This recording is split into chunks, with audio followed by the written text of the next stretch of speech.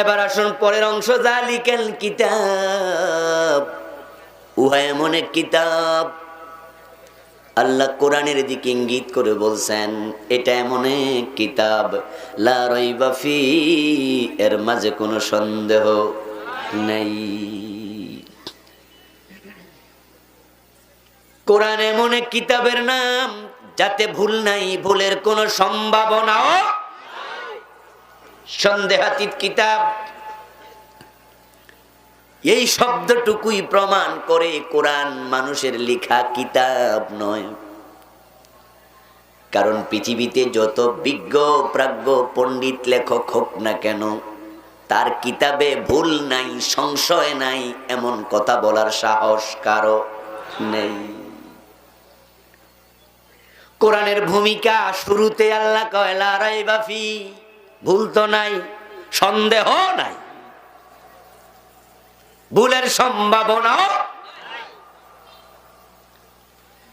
পৃথিবীর যত বড় পণ্ডিত হোক, দেখবেন বই লেখার পরে তারা ভূমিকাতে লেখে যদি কোনো ভুল কারো নজরে পড়ে আমারে জানালে কৃতজ্ঞ হব। ঠিক না? এই যে আমি বই লিখছি, এই ভূমিকাটা আমিও লিখছি। সব লেখক এটাই লিখে, কারণ আমি আবুল কালাম আজাদ যা জানি, আমি যত বড় পণ্ডিতই করি, আমার চেয়ে বড় পণ্ডিত আরো আছে না নাই?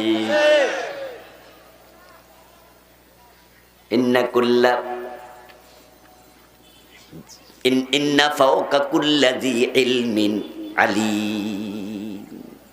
আল্লাহ কোরআনে বলছেন ইন্না ফাওকা কুল্লি যী ইলমিন আলীম, তুমি যত বড় শিক্ষিত, তোমার উপরে আরো শিক্ষিত আছে। আমি বেশি জানি এই কথা মানুষের জন্য খাটে না, বেশি জানে কে? জোরে বলতে হবে কে?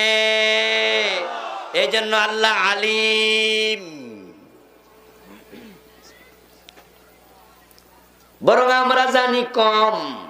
ওয়ামা উতিতুম মিনাল ইলমি ইল্লা কালিলা। সুবহানাল্লাহ। আল্লাহ বলে আমি তোমাদেরকে ইলম দিয়েছি খুব সামান্য, খুব কম। আল্লাহ সবচেয়ে বেশি জানেন।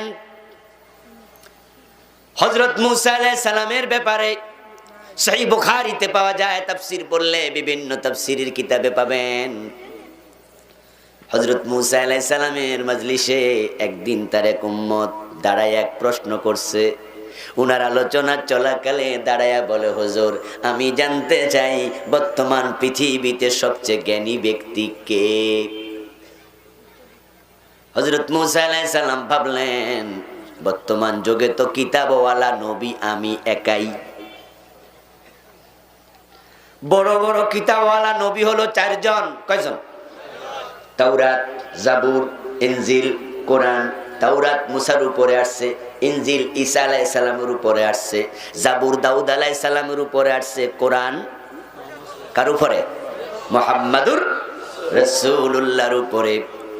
হযরত মূসার যুগে ঈসা ছিলেন না, ঈসা তো দুনিয়ায় নাই। নবী মুহাম্মদও আসেন নাই। তৎকালীন যুগে দাউদ নবীও নাই। হযরত মূসা আলাইহিস সালাম ভাবেন বড় কিতাবওয়ালা নবী আমি তো মূসা। ও বেটার প্রশ্ন, বর্তমান যুগে সবচেয়ে বড় আলেম কে? হযরত মূসা আলাইহিস সালাম তাই ভাবলেন কিতাব সবচেয়ে বড়টা বর্তমান যুগের আমার কাছে আছে, তাই সবচেয়ে বড় আলেম আর কে? তাই তিনি উত্তর দিলেন সবচেয়ে বড় আলেম আমি মূসা। আল্লাহ তাআলার কাছে উত্তরটা মোটেও পছন্দ হয় নাই। হযরত মূসা যদি বলতেন আল্লাহ ভালো জানে, তাহলে বাইসা গেছিলেন। কিন্তু মূসা আলাইহিস সালাম এটা না বলে আন্দাজ করছিলেন বড় কিতাব আমার কাছে, তাই আমি বড় হুজুর। আল্লাহ বলে মূসা আমার অর্ডার, তোমাকে একজন লোকের কাছে কিছু এলেম শিখতে হবে। ওই মাজমাউল বাহরাইন নামক জায়গা যাও, 2 সাগরের সঙ্গম স্থলে যাও। ওখানে গেলে একজন ব্যক্তিকে দেখতে পাবে, তার কাছে গিয়ে আবেদন করবে, আমি আপনার কাছে এলেম শিখতে আদিষ্ট, আপনি আমারে কিছু এলেম শিখান। তবে যাওয়ার সময় সাথে করে একটা মাছ ভালো করে তেলে ভাজি কইরা নিবা। সাগরের পাড় দিয়ে চলতে চলতে হঠাৎ করে দেখবা ওই মরা মাছ, ভাজি ভুনা মাছ জীবিত হইয়া সাগরের পানিতে লাফ দিয়া পড়বে। যেই জায়গায় লাফ মাইরা পড়বে ওখানেই তুমি ওই লোকটার সন্ধান পাবে। মুসা আলাইহিস সালাম সাথে ওনার একজন সহযোগী নিলেন। সাগরের পাড় দিয়া চলছে চলছে চলছে, এক পর্যায়ে তিনি চলতে চলতে কিছুটা ক্লান্ত হয়ে গেলেন। তিনি তার খাদেমরে বললেন, এত পথ চললাম, এতটা ক্লান্তি অনুভব হলো না, কিন্তু এখন ক্লান্তি লাগছে। আচ্ছা মাছটার খবর দেখো তো, ব্যাগের মাঝে তো মাছটা আছে। ও বেটা হাত দিয়া দেখে মাছ নাই। মনে পড়া গেছে, হুজুর মাছ তো ওই অমুক জায়গাতে লাফ দিয়া পড়ছে, আমনেরে কইতে আমার মনে নাই। আমার শয়তানে বুলাইয়া দিস। মুসা আলাইহিস সালাম বলে, জায়গাটা চিনবানি? কহে হুজুর চিনবো, ফিরে চলেন। দুইজনে মিলে আবার উল্টা পথে চলছে। অনেক দূর যাওয়ার পরে খাদেম বল, হুজুর ওই যে দেখা যায় মাছটা যে লাফ দিয়ে পড়ছে, এখনো তার চিহ্ন পাওয়া যায়। ওই যে দেখা যায় ভাজি মাছ পড়ছে, তেল ভাসতেছে। মুসা আলাইহিস সালাম এবার জায়গাটা খুঁজছে, এখানে সেখানে দিকে তাকায়।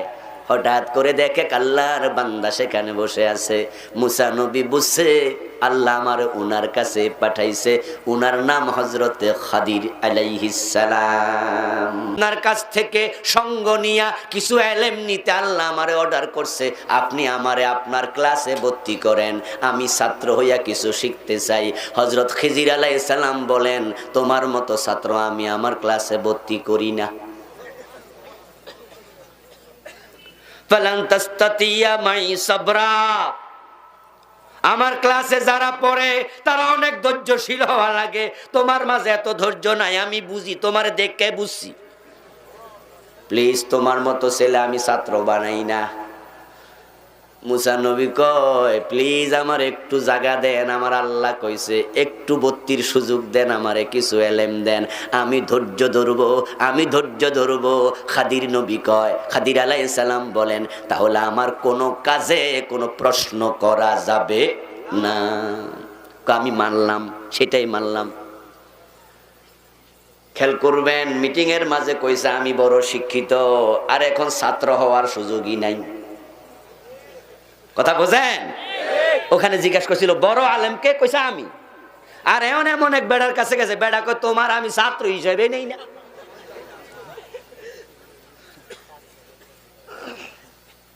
আল্লাহ তাআলা বুঝাইয়া দিলেন, নিজকে বড় মনে করা যাবে না। আমার বন্ধু মুসা আলাইহিস সালাম ছাত্র হয়েছিলেন, লম্বা হিস্ট্রি, সেটা আমার আলোচ্য বিষয় নয়, তাই সেদিকে আর গেলাম না। আপনি নিজকে যত বড় পণ্ডিত মনে করেন না কেন, আপনি জানতেই হবে, বুঝতেই হবে আপনার সে বড় পণ্ডিত আছে। ঢাকা ইউনিভার্সিটি ফিজিক্সের কোন প্রফেসর, উনি মোস্ট সিনিয়র। ইউনিভার্সিটিগুলার সিস্টেম আপনারা অনেকে জানেন, অধিকাংশ ভার্সিটির সিস্টেম হলো ক্লাসে ফার্স্ট ক্লাস ফার্স্ট যে হয়, পরবর্তীতে শেষে বিশ্ববিদ্যালয়ের শিক্ষক হয়। অধিকাংশই হলো ইউনিভার্সিটির ফার্স্ট ক্লাস ফার্স্ট, বাহিরের থেকে আসে, তবে সংখ্যা খুব কম। এখন যিনি সবার সিনিয়র, ফিজিক্সের, কেমিস্ট্রির, ইতিহাস, বায়োলজির যেটারে হোক না কেন, যিনি সবার সিনিয়র, এর মানে হলো যত জুনিয়র আছে প্রায় সবটি ওনার ছাত্র। এখন সবচেয়ে মোস্ট সিনিয়র, সবচেয়ে সিনিয়র যিনি, উনি যদি কোনো বই লেখে, ওই বইতে উনি লিখে দেয় আমার বইতে কোনো ভুল নাই, ভুলের সম্ভাবনা নাই। উনাকে যদি স্যার ভূমিকাতে লিখে দেন, উনি কব কেমনে লেখি? ঢাকা ইউনিভার্সিটিতে আমি পণ্ডিত সবার চেয়ে বেশি, কিন্তু কেমব্রিজ ইউনিভার্সিটিতে এই সাবজেক্টে এর চেয়ে বড় পণ্ডিত আছে। অক্সফোর্ডে আরো বড় পণ্ডিত আছে, হার্ভার্ডে আরো বড় পণ্ডিত আছে। তাই পৃথিবীর কোন লেখক বলে না আমার বইতে ভুল নাই, কিন্তু আল্লাহ তাআলা শুরুতে বললেন ভুল দূরের কথা, কোনো সন্দেহ নেই। এক্সেলেন্স করার পরে 1400 বছর চলে গেল, আজ পর্যন্ত কোরআনে কোনো ভুল কেউ বের করতে পারে নাই, কোনো অসঙ্গতি নাই, কোনো কমপ্লিট নাই, দ্বন্দ্ব নাই। আল্লাহ তাআলা নির্ভুল করে চমৎকার এই কোরআন আমাদের কাছে পাঠালেন বিশ্ব নবীর মাধ্যমে। আল্লাহ তাআলার একটা উদ্দেশ্য আছে না? না, কোরআন তিনি কেন পাঠালেন সেটাই জানতে হবে। আজকে না জানার কারণে এই কোরআন পৃথিবীর সবচেয়ে মাজলুম কিতাবের নাম। এটার গুরুত্ব না বুঝার কারণে আজকের কলেজে কোরআন নাই, হাই স্কুলে কোরআন নাই, বিশ্ববিদ্যালয়ে কোরআন নাই, মেডিকেলে কোরআন নাই, ইঞ্জিনিয়ারিং এ কোরআন নাই। আমাদের হাজার হাজার এমএ পাস দেখে দেখো কোরআন পড়তে পারে না।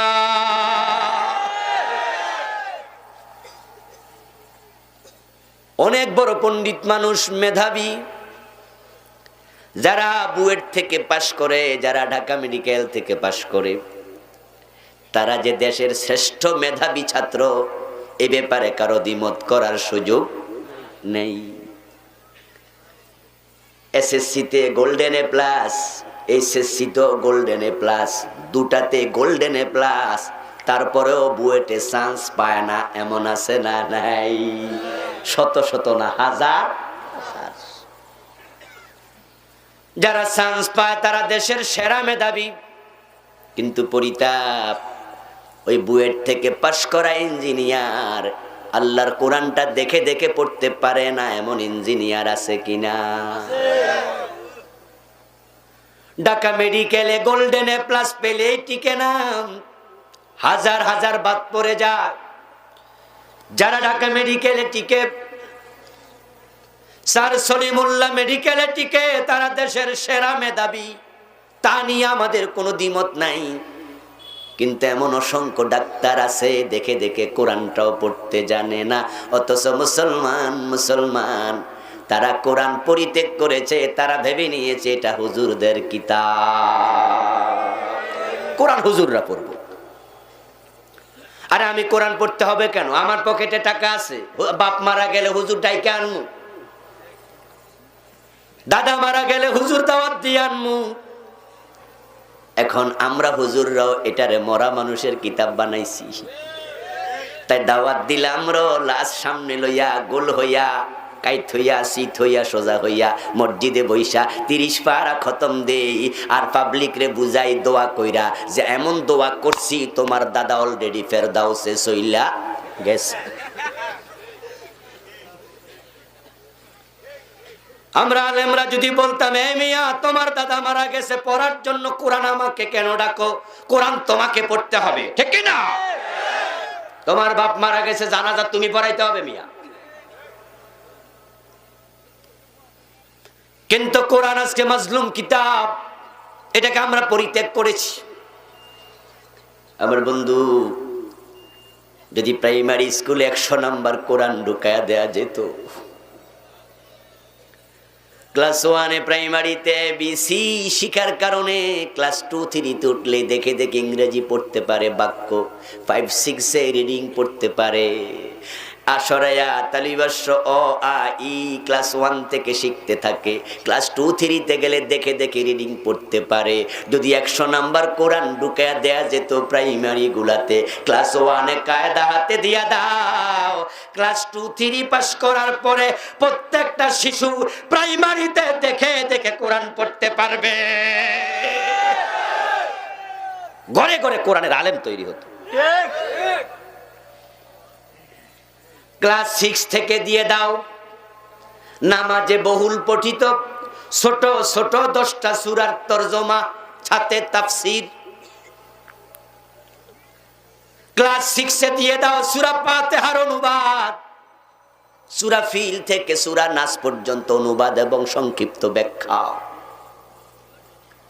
ক্লাস 7 থেকে দিয়ে দাও 30 পারার বাকি সূরাগুলোর ব্যাখ্যা। ক্লাস 8 থেকে দিয়ে দাও সূরা বাকারার ব্যাখ্যা। ক্লাস 9 থেকে দিয়ে দাও আলে ইমরানের ব্যাখ্যা। ইন্টারমিডিয়েটে দিয়ে দাও বাকি আরো 2টা সূরা। মেডিকেলে দিয়ে দাও ইংরেজির পাশাপাশি তোমার মেডিকেলের সাবজেক্টের পাশাপাশি কোরআন। 100 নম্বর হাদিস দিয়ে দাও, ইংরেজি শিখবে, কোরআনও শিখবে, বিশ্ববিদ্যালয়ের প্রফেসর হবে, কোরআনেরও আলেম হবে, মেডিকেলের ডাক্তার হবে, বাবার জানাজার ইমামও হয়ে যাবে। আল্লাহু আকবার। তা হবে কিনা আমরা আছি সেখানে, কোরআন হাদিস সেখানে। আল্লাহু আকবার। আমার ভাইয়েরা, কিন্তু আমাদের দেশ 90% মুসলমানের দেশ, অঙ্কের বড় দাম। তাই বলুন তো, ক্লাস 1 থেকে ক্লাস 10 পর্যন্ত প্রতি ক্লাসে অঙ্ক আছে না নাই? আছে। ইংরেজির বড় দাম। ক্লাস 1 থেকে ইংরেজি আছে না নাই? আছে। কোন ক্লাসে নাই? বরং ক্লাস 9 এ উঠলে আগে ছিল 100, এখন ইংরেজি হয়ে গেছে। মনোজন লেখাপড়া করে না কেউ, এখন কয়শ? ক্লাস 1 থেকে বাংলা আছে না নাই? 1 100, 2 তে 100, 3 তে 100, 9 এ উঠলে 200। কিন্তু আল্লাহর কোরআন কত, হাদিস আছে কত নাম্বারের। অঙ্কের দাম আছে, ইংরেজির দাম আছে, তোমাদের কাছে আল্লাহর কোরআনের দাম নাই। ধর্ম নৈতিক শিক্ষা নাম দিয়া 100 নাম্বার রাখছে, ওইটা খেচুরি বানায়া ফেলছে।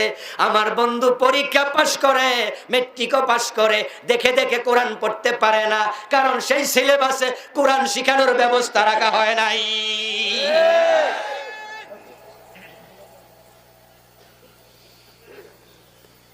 তোমরা কোরআন ছেড়েছ, দুঃখ বড় পরিতাপ। মুসলমান যদি কোরআন ছাড়ে, হিন্দু বৌদ্ধের দোষ দিবা কেন? রাসূলুল্লাহ সাল্লাল্লাহু আলাইহি ওয়াসাল্লাম কিয়ামতের দিন সুপারিশ করবে উম্মতের জন্য। এই ওয়াজ শুনে নাই এমন শ্রোতা এখানে একজনও নাই। আমরা যারা আছি আমরা সবাই ওয়াজ করেছি, আপনারা শুনেছেন। আলেম ওলামারা যোগের পর যোগ বলেছে রাসূল হবেন সুপারিশকারী। রাসূল সুপারিশ করব উম্মতের জন্য, এমন একটা আয়াত কোরআনে নাই। কিন্তু কিছু উম্মতের বিরুদ্ধে রাসূল আল্লাহ তাআলা দরবারে মামলা করবেন, এমন আয়াত আল্লাহর কোরআনে আছে। রাসূল সুপারিশ করবেন, ইজমালি ভাবে সুপারিশের কথা কোরআনে আছে। আর শাফাআতু হাক্কুন, শাফাআত সত্য, কিন্তু নবী মুহাম্মদ সুপারিশ করবে এমন আয়াত নাই। আয়াতটা এরকম, মান যাল্লাযী ইয়াশফাউ ইনদাহু ইল্লা বিইযনি। আয়াতটা এরকম, ওয়ালা ইয়াশফাউনা ইল্লা লিমান ইরতাদা। সুপারিশ আছে, কিন্তু নবী মুহাম্মদ আপনার জন্য করবে এরকম আয়াত নাই। হাদিসে আছে শাফাআতি লিআহলি কাবাইরি মিন উম্মতি, কিন্তু কোরআনে আছে নবী আপনার বিরুদ্ধে মামলা করবে। ওয়াকালার রাসূলু ইয়া রাব্বি ইন্না কওমি ইত্তাখাযু হাযাল কুরআনা মাহজুরা। আল্লাহ বলেন হাসরের মাঠে নবী বলবে, আল্লাহ আমার জাতির লোকেরা এই মানুষগুলো আমার কোরআনকে পরিত্যাগ করেছে। যে কোরআন তাদের কাছে নিয়েছিলাম, তারা কোরআন বাদ দিছে, সিলেবাসে ঢুকায় নাই, অথচ ঢুকানোর ক্ষমতা তাদের আছে না নাই? কত নতুন নতুন সাবজেক্ট সিলেবাসে ঢুকতেছে। এই সাবজেক্টগুলোর নাম আমরা আগে শুনিও নাই। এখন বর্তমান স্কুল কলেজে কম্পিউটারের উপরে সাবজেক্ট আছে না নাই? আপনাকে কথা বলতে হবে, আছে না নাই? আমার বয়সী যারা আছেন, আপনাদের সময় সিলেবাসে কম্পিউটার ছিল, এখন নতুন ঢুকছে, এখন নতুন সাবজেক্ট ঢুকছে, ওইটার নাম হলো কি জানি, শারীরিক শিক্ষা। আছে না নাই? আছে না? আমার বয়সীরা বলুন তো, আমাদের বয়সে সাবজেক্ট ছিল? এইভাবে আরো কত সাবজেক্ট। আমি একজন শিক্ষক, তবে পড়াই আমি আলেম ফাজেল কামেলে, তাই নিচের সব সাবজেক্ট কইতে পারতাম না, যে কয়টা শুনছি ওই কয়টা কইছি। আরো কিছু আছে আমি জানি না। 14-15টা এখন সাবজেক্ট। নতুন করে কম্পিউটার ঢুকাইতে পারলা, শারীরিক শিক্ষা ঢুকাইতে পারলা, এটা সেটা ঢুকাইতে পারলা, তোমরা বুঝি আল্লাহর কোরআন ঢুকাইতে পারো না। আল্লাহর কাছে জবাব তোমাদের দিতে হবে।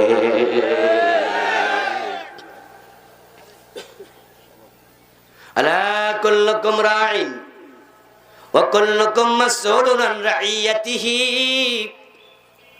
রাসূলুল্লাহ সাল্লাল্লাহু আলাইহি ওয়াসাল্লাম বলেন, তোমরা যারা দায়িত্বশীল, সাবধান, তোমার দায়িত্বের ব্যাপারে তোমাকে জবাব দিতে হবে।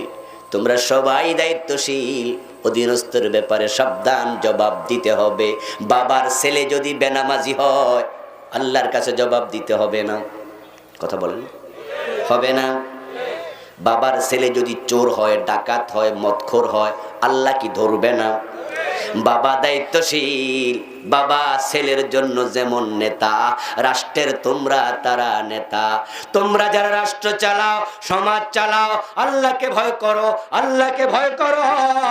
তোমরা চাইলে কোরআন হাদিস কলেজ স্কুলে ঢুকাই দিতে পারবা, মাদ্রাসা কলেজে স্কুলে মেডিকেলে সব জায়গায় যদি কোরআন ঢুকে যায়, দেশটা সোনার বাংলা হয়ে যাবে।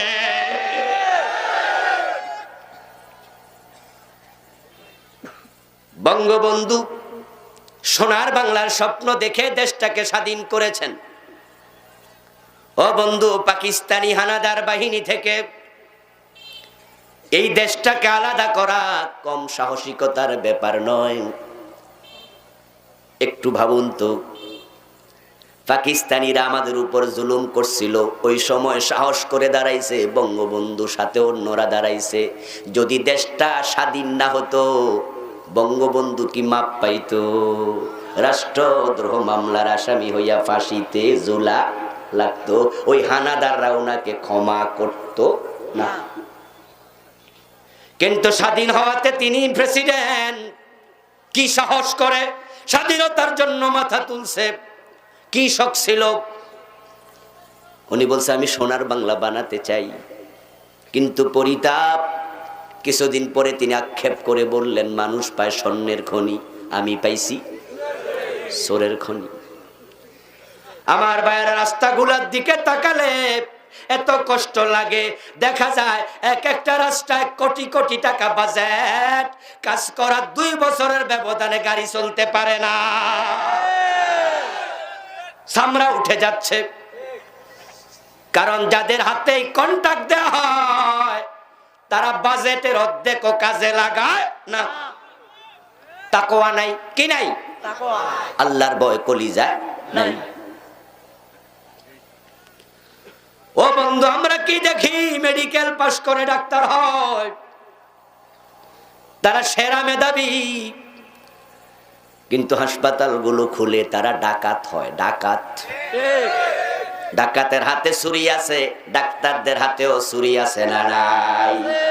ডাকাত ছুরি দিয়া ভয় দেখায়া টাকা নেয়, আর ডাক্তাররা মহিলাদের পেট কেটে টাকা নেয়। ডাক্তার ডাকাতেরা পেট কাটে না, ছুরি দিয়ে ডর দেখায়, এই টাকা দে, নয় গুতা মারমু। টাকা দিলে আমনেরে একবারে কয় যে ঠিক আছে, তুই বালা মানুষ, বইয়া থাক, গাড়ির বইয়া থাক। হ্যাঁ, মানি ব্যাগ দে, নয় কিন্তু গুতা দেমু। আপনি মানি ব্যাগ দেন, হেতে মানি ব্যাগ আতায়া মাতায়া টাকা নিয়া পরে কয় গাড়ি ভাড়া আসেনি, 200 টাকা লইয়া যা। এমন টাকা তো আছে না? আপনাকে খুদ করে নাই, ব্যথা দেয় নাই, টাকাটা নিছে। আর আমাদের বড় বড় ডাক্তার হইয়া তারা এমন ডাকাত হয়, বিনা প্রয়োজনও সিজার করছে। টাকা দরকার, টাকা। আপনি যে গরিব রিক্সাওয়ালা, তারা এটা বোঝে না। ও রিকশাওয়ালা, তোমার স্ত্রীর ডেলিভারি যদি নরমাল হয় তাহলে তারা বিল পাবে 5,000 4,000 এর চেয়ে বেশি বিল করবো কেমনে? একদিন বাচ্চা হওয়ার 3 ঘন্টা পরে তো মা হাঁটে, হাঁটে না? কথা বলতে হবে তো, হাঁটে না? নরমাল যদি ডেলিভারি হয় 2-3 ঘন্টা পরে মা হাঁটে, মা চলতে পারে, বাচ্চা কোলে লয়, দুধ খাওয়ায়। এখন তো রিকশাওয়ালা বলবে, ডাক্তার সাহেব আমার বউরে রিলিজ দেন, ভর্তি হয়েছে গতকাল, এখনো 24 ঘন্টা যায় নাই, বিল হবে একদিনের। বিল কত করবা? 3,500 বিল। একটা স্যালাইন লাগছে 300 টাকা স্যালাইন, ডাক্তারের সাথ সব মিলা দেখে 6,500 হয়েছে। ডাক্তারের মনটা তো খারাপ, হাইরে পেটটা কাটতে পারলাম না। ঠিক কিনা? ঠিক কিনা? এখন পেটটা কাটলে তো 30,000, 20,000, 50,000। রিকশাওয়ালা টাকা দেবে কোত্থেকে? বেটা তো গরিব। কিন্তু ডাক্তারের মনে সামান্য ভালোবাসা নাই, সে পেট কাইটাই দেবে। সে জানে নরমাল ডেলিভারি হইলে টাকা কম পাবো, আমার তো টাকা লাগবে। রিকশাওয়ালা রিকশা বেচেও টাকা দেয়া লাগে। সব ডাক্তার এমন না, ভালো আছে, ভালো আছে, তবে ভালোর সংখ্যা খুব। আপনাদের কাছে আমি জানতে চাই, প্রশ্নের জবাব দিন। এই যে বেটা ডাক্তার হইয়া মানুষের পেট কাটলো বিনা প্রয়োজনে, এই টেস্ট ওই টেস্ট, এই টেস্ট ওই টেস্ট, 13 রকমের টেস্ট, আবার সুন্দর করে লেখা দেয় অমুক ডায়াগনস্টিক সেন্টার থেকে করে আনবেন, অন্য জায়গায় না। এর মানে হলো ওখানে পার্সেন্টেজ খাবে, এখানেও নেহানো নিব, চারিদিকে শুধু খাই। এর একটা মাত্র কারণ, তাদের কলবের মাঝে আল্লাহর ভয় নাই।